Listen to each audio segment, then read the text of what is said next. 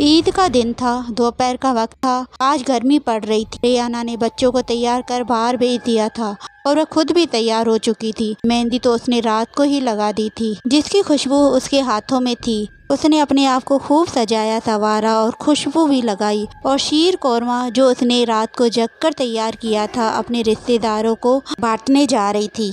उसके घर से कुछ ही दूरी पर उसके भाई का घर था। उसने उनके लिए शीर कौरमा एक बर्तन में निकाला और देने चली गई।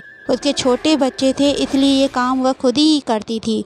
इस बहाने से वह सबसे ईद भी मिलती जा रही थी। कुछ ईदी उसे मिली और कुछ ईदी उसने बच्चों में बांट दी। आम दिनों में उसका कहाँ निकलना होता था। वो अपने भाई के घर जाने लगी तो गली में खेलते हुए अपने बच्चों को हिदायत दी कि वह मामों के घर जा रही है और अभी आ जाएगी, और तुम कहीं दूर मत जाना। जी अम्मी, ये कहकर बच्चे दोबारा खेलने लगे। रेहाना तेज तेज कदमों से जा रही थी, क्योंकि बहुत तेज गर्मी थी और उसे जल्दी घर भी आना था। ये ग्राउंड उसके घर से कुछ फासले पर था। रेहाना अभी ग्राउंड के बीच में पहुंची थी, तभी उसे किसी ने आवाज दी, रेहाना रेहाना। तब उसने ध्यान नहीं दिया। कुछ देर बाद फिर उसने जब पीछे देखा तो अपनी जगह पर जमकर रह गई। जब रेहाना ने पीछे देखा तो वहाँ कोई नहीं था, तो उसको आवाज किसने दी, ये सोच में पड़ गई। जो ग्राउंड था उसमें बाजार लगा करता था, लेकिन गर्मी की वजह से सुनसान पड़ा हुआ था। थोड़ा आगे बढ़ी तो उसको ऐसा लगा कि कई वजनी सामान किसी ने उसके कंधे पे रख दिया है, और उसका सिर भी भारी हो गया।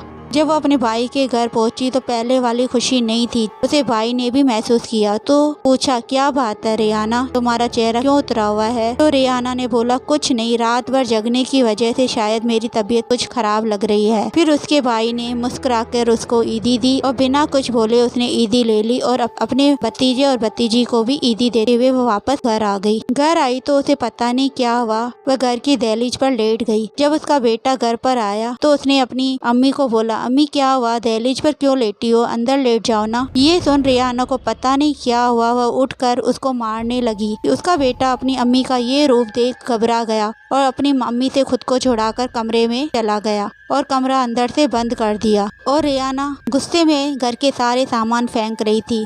जब उसका हस्बैंड घर पे आया तो उसने देखा, बोला, रेहाना क्या हो गया है? और उसके हाथ से कीमती शोपीस लेकर रखा और फिर टॉवल गीला करके उसके सर को पोंछा कि शायद गर्मी होने की वजह से इसकी तबीयत खराब हो रही है, और ठंडा पानी पिलाया। इससे रेहाना को कुछ राहत मिली, और अपने अब्बू की आवाज़ सुनकर उसका बेटा भी बाहर आ गया और हैरत भरी नज़रों से अपनी अम्मी को देखने लगा। जिस अम्मी ने आज तक उसे एक थप्पड़ नहीं लगाई, आज अम्मी को क्या हो गया? थोड़ी देर बाद रेहाना की तबीयत ठीक हुई तो उसने बोला, आमिदा के घर चल। आमिदा उनकी ननंद थी। उसका हस्बैंड भी राजी हो गया और बच्चों को लेकर आमिदा के घर गए। वहाँ शीर कौरमा उनको दिया, वो खाकर बहुत खुश हुए और दोपहर का खाना खाकर बातें करने लगे। कुछ देर के बाद रेहाना वहाँ से उठकर चली गई, और उनको बातों में पता ही नहीं चला कि रेहाना कब वहाँ से उठकर चली गई। उसकी ननंद की बेटी जब नीचे गई तो उसने देखा कि रेहाना जमीन पर लेटी हुई है, तो उसने बोला कि कमरे में लेट जाओ मामी जान। रेहाना ने कुछ जवाब नहीं दिया, तो सलमा ने जाकर अपनी अम्मी को बात बताई। तब नीचे आए तो देखा रेहाना जमीन पर लेटी हुई। उसके हस्बैंड को बहुत शर्मिंदगी महसूस हुई। उसने रेहाना को उठाया और घर आ गए। उसको समझ में नहीं आ रहा था कि रेहाना को क्या हो गया है।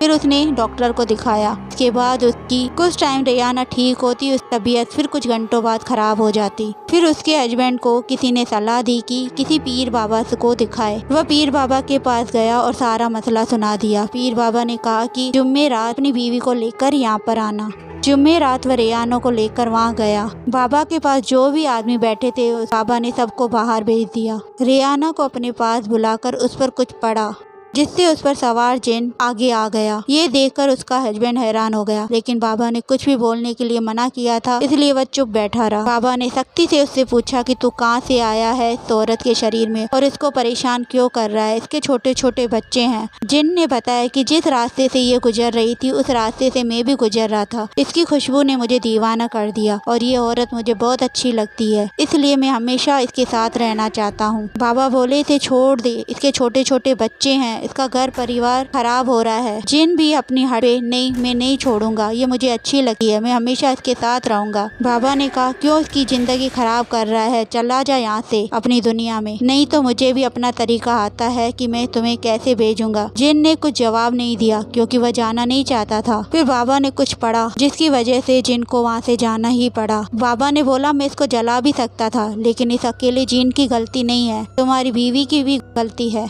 दिन के समय इतनी खुशबू लगाकर उतना सज संवर के जाना सही नहीं है। और बाबा ने कुछ पानी पड़ा हुआ उसे दिया और एक ताबीज दिया और बोला कि ये ताबीज हमेशा गले में पहने रखना।